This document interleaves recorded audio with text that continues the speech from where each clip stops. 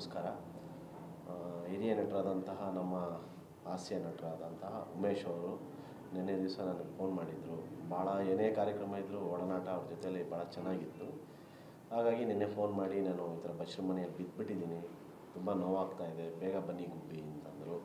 ನಾನು ಕೂಡ ಯಾವುದೋ ಒಂದು ಚೇಂಬರ್ನಲ್ಲಿ ಬೇರೆ ಕಾರ್ಯಕ್ರಮದಲ್ಲಿ ಇದ್ದಿದ್ದರಿಂದ ಸ್ವಲ್ಪ ಲೇಟ್ ಆಯಿತು. ಆ ತಕ್ಷಣವೇ ನಾನು ಶಶಿಕಲಾ ಮೇಡಮ್ ಅವ್ರಿಗೆ ಹೇಳಿದೆ.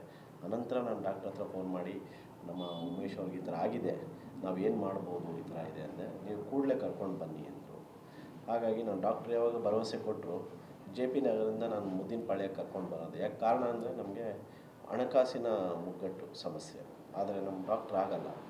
ನಮ್ಮ ಚಿತ್ರರಂಗದ ಹಿರಿಯ ಕಲಾವಿದರುಗಳು ಯಾರಿದ್ದಾರೆ, ಚಲನಚಿತ್ರರಂಗ, ಧಾರಾವಾಹಿ ಮತ್ತು ರಂಗಭೂಮಿ ಕಲಾವಿದರು ಹಾಗೂ ಜನಪದ ಕಲಾವಿದರು, ಉದಾಹರಣೆಗೆ ನಮ್ಮ TV ಸೀರಿಯಲ್ ಹಲವಾರು ಕಲಾವಿದರು ಇಲ್ಲಿ ಬಂದಿದ್ದಾರೆ.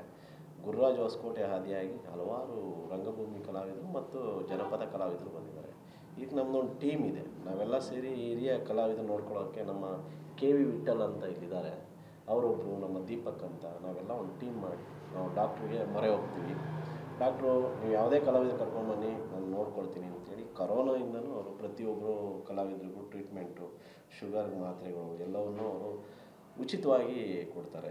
ಉದಾಹರಣೆಗೆ ಶೈಲಶ್ರೀ, ಅಲ್ಲಿದೆ ಫೋಟೋ, ಶೈಲಶ್ರೀ ಸುದರ್ಶನ್ ಅವ್ರಿಗೆ ಕ್ಯಾನ್ಸರ್ ಅಂತ ಗೊತ್ತಾದಾಗ ನಾವು ಇಲ್ಲೇ ಕರ್ಕೊಂಡ್ಬಂದು ಆಪ್ರೇಷನ್ ಮಾಡಿಸಿದ್ದು. ಈ ಥರ ಭಾಳಷ್ಟು ಕಲಾವಿದರನ್ನು ನಾವು ಇಲ್ಲಿ ಕರ್ಕೊಂಡ್ಬಂದು ತೋರಿಸಿದ್ವಿ. ನಿನ್ನೆ ಹಾಗಾಯಿತು ನಮ್ಮ ಪರಿಸ್ಥಿತಿ.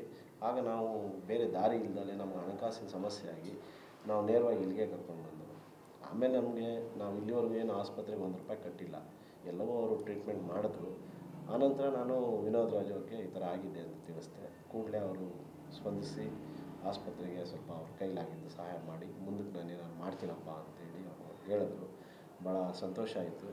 ಆದರೆ ಒಬ್ಬ ಹಿರಿಯ ಕಲಾವಿದರನ್ನ ನೋಡ್ಕೊಳ್ಬೇಕಾದ ಜವಾಬ್ದಾರಿ ಕನ್ನಡ ಚಲನಚಿತ್ರ ವಾಣಿಜ್ಯ ಮಂಡಳಿ, ಕಲಾವಿದರ ಸಂಘ, ಒಕ್ಕೂಟ ಮತ್ತು ನಮ್ಮ ಚಲನಚಿತ್ರ ಅಕಾಡೆಮಿ, ನಿರ್ಮಾಪಕರ ಸಂಘ ಇವೆಲ್ಲವೂ ಸ್ವಲ್ಪ ಭಾಗಿಯಾಗಿ ಒಂದು ಹಿರಿಯ ಚೇತನವನ್ನು ಚೆನ್ನಾಗಿ ನೋಡ್ಕೊಳ್ಳುವಂಥ ಜವಾಬ್ದಾರಿಗೆ ಅವರೆಲ್ಲರೂ ಕೈ ಜೋಡಿಸ್ಬೇಕು.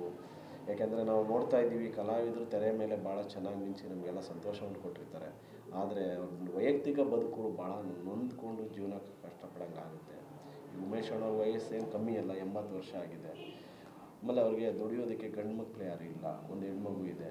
ಅವ್ರು ಆರ್ಥಿಕವಾಗಿ ಭಾಳ ನೊಂದೋಗಿದ್ದಾರೆ, ಕಷ್ಟದಲ್ಲಿದ್ದಾರೆ. ಕೇಳಲ್ಲ ಸ್ವಾಭಿಮಾನಿ.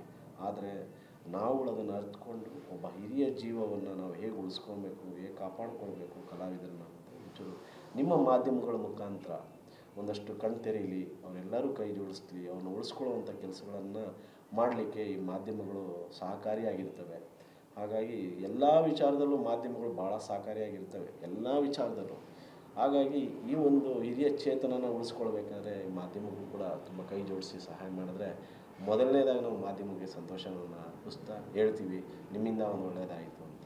ಹಾಗಾಗಿ ಈ ಚೇತನವನ್ನು ಉಳಿಸ್ಕೊಳ್ಳೋವಂಥ ಕೆಲಸ ನಿಮ್ಮಿಂದನೂ ಆಗಲಿ. ಮತ್ತು ಎಲ್ಲ ನಟರು, ನಮ್ಮಲ್ಲಿ ಭಾಳಷ್ಟು ನಾಯಕ ನಟರುಗಳಿದ್ದಾರೆ, ಪ್ಯಾನ್ ಇಂಡಿಯಾ ಸಿನಿಮಾ ಮಾಡೋವಂಥವ್ರು ಇದ್ದಾರೆ. ಇದೇನು ಅವ್ರಿಗೆ ದೊಡ್ಡ ಮೊತ್ತ ಅಲ್ಲ ಅಂತ ನನಗನ್ಸುತ್ತೆ. ಹಾಗಾಗಿ ಅವರೆಲ್ಲರೂ ಕೈ ಜೋಡಿಸಿದ್ರೆ ಒಂದಷ್ಟು ಜನ ಇದ್ದಾರೆ. ನಿನ್ನೆ ಇನ್ನೊಬ್ಬರು ಮೇಕಪ್ ಮ್ಯಾನ್ ಒಬ್ಬರು ಬಂದಿದ್ದರು, ಅವ್ರಿಗೂ ಭಾಳ ಕಾಯಿಲೆ ಇದೆ. ಅವರು ಪ್ರಸಿದ್ಧ ನಾಯಕ ನಟನ ಪರ್ಸ್ನಲ್ ಮೇಕಪ್ ಮ್ಯಾನು, ಆದರೆ ಆಸ್ಪತ್ರೆಗೆ ಕಾಸಿಲ್ಲ. ನೆನ್ನೆ ಅವ್ರಿಗೂ ನಾವು ಫ್ರೀ ಟ್ರೀಟ್ಮೆಂಟ್ ಮಾಡಿಸ್ತೀವಿ ಅಂತೇಳಿ ಅವ್ರನ್ನೂ ಇರಿಸ್ಕೊಂಡಿದ್ದೀವಿ. ಅವರು ಕೂಡ ಈಗೆಲ್ಲ ಸ್ವಲ್ಪ ಆಚೆ ಹೋಗಿದ್ದಾರೆ. ನಾರಾಯಣ ಅಂತ ಆತ ಮೇಕಪ್ ಮ್ಯಾನು. ಈ ಥರ ನಮಗೆ ಎಲ್ಲ 100 ಕೋಟಿ 50 ಕೋಟಿ ಪ್ಯಾನ್ ಇಂಡಿಯಾ ಮಾಡುವಂಥ ನಾಯಕ ನಟರಿದ್ದಾರೆ.